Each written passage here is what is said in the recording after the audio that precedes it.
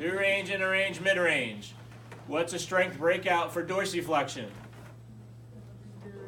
Through range, inner range, mid-range. So, bring your toes back towards your shin. Now, we usually use the cue, bring your toes back towards your shin, but how come that can get you into trouble? Because they'll extend their toes, and they may be toe extensor dominant. So what do we want to see? What's a good, and this is overlap, rest for a second.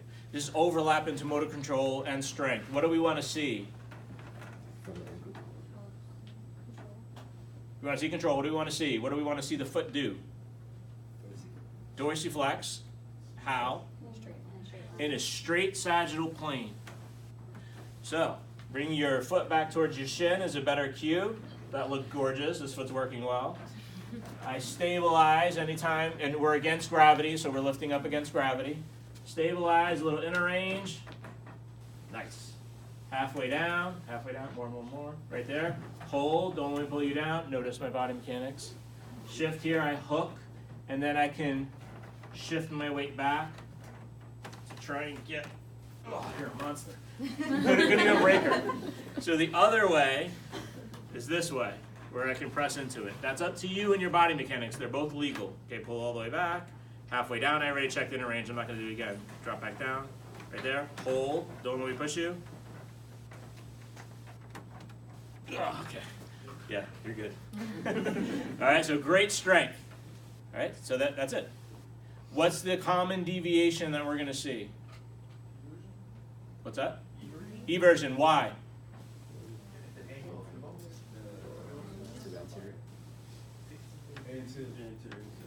What does the anterior tib do? Dorsiflex and invert. Want to rethink that answer?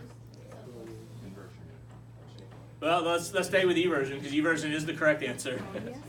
Why would someone deviate into eversion during attempting dorsiflexion through range? What does the post tib do? It does plantar flexion inversion. So you couldn't have picked a more wrong muscle. Try again. Peroneals do eversion. So that's half thought right. But do they plantar flex or dorsiflex? Plantar flex. So wrong. All right, you're running out of muscles. Extensor what? You see the setup where he started with that?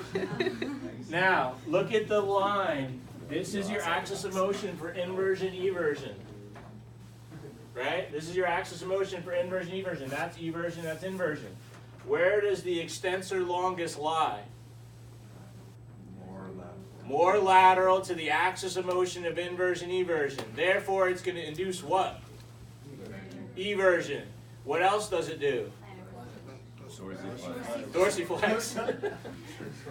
So, the most likely compensator when someone goes through dorsiflexion, if they evert, most likely compensator is extensor digitorum, longus.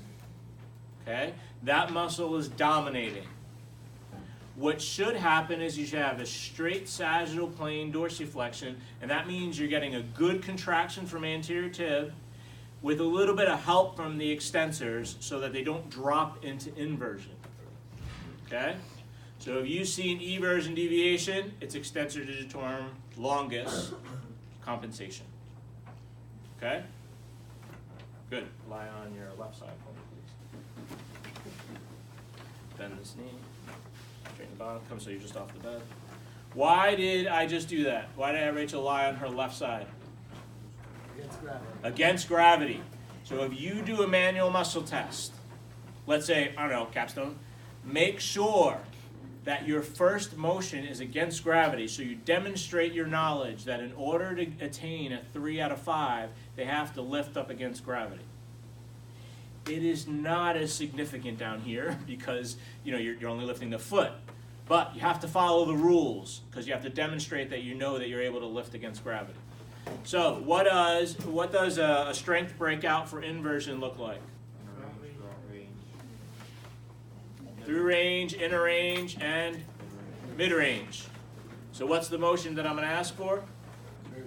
Inversion. Go ahead and scoop your foot in. What do I want to see as well as inversion?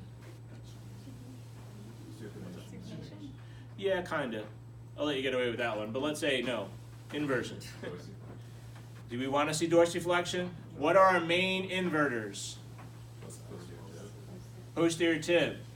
Now, anterior tib will invert as well. So if you're going to do just a general inversion, we're right here, through range, hold, don't let me push you down. Stabilize and push, okay? Drop down the mid-range, hold right there. Hold, don't let me push you down. Very impressive, okay? Is there a way to isolate like the Tom, Dick, and Harry? Yes, that's what we're doing next. So the one that we really want to know in this case is your posterior tib. So now what motion do I want? Inversion and plantar flexion, because the posterior tib runs posterior to the dorsiflexion plantar flexion axis of motion. So if I'm going to get to the true inner range of posterior tib, I need a little plantar flexion. Hold here. Drop down the mid-range. Drop down a little more. Hold here. Make sure, now the posterior tib has a broad insertion, but make sure you are hugging the calcaneus and hugging the navicular. Hold. Do that break test for posterior tib. In exercise training, make sure that when they invert, they plantar flex so they get to the full inner range of posterior tib. This is a common mistake that people do. They sit there and do their inversions like this, which is great, but they're not getting just straight plane inversion. They're not getting the full inner range of posterior tib. And if you have an inner range weakness of posterior tib, what do you think the functional effect is going to be? The arch is going to drop. When? Yeah, when you walk, but when? In loading response, the arch should drop during heel off, just before toe off. So, loading response is still correct because you want the posterior tib to be the strongest in mid-range, which is right here. As I go into mid-stance, I drop a little bit, but we want the posterior tib to exert well there. And then we want the resupination at heel off. And you want that posterior tib, which will now be in mid-range here, to be its strongest to stabilize the arch. So if it's weak on inner range, it's most likely functionally weak at mid-range because of the shift of the leg tension. Okay? So I'm going to let you sort out your eversion, do your 3 breakouts. Okay? You're going to do dorsiflexion, through range, inner range, mid-range break, inversion, thinking about the plantar flexion moment, and then also do eversion, through range, inner range, mid-range. What do you think I want out of eversion? Why? Does anterior tib evert? No. So not that. What's your most powerful everter? Peronei. What else do the peronei do? Most of them. Plantar flex. So you want eversion and plantar flexion to get to the inner range of peroneus longus and brevis. If you were thinking about peroneus tertius, which you were clearly, then you would go for dorsiflexion. But the most important one is going to be peroneus longus and brevis, so do it in plantar flexion. It's the same but flipped as the inversion. Okay? Go for it.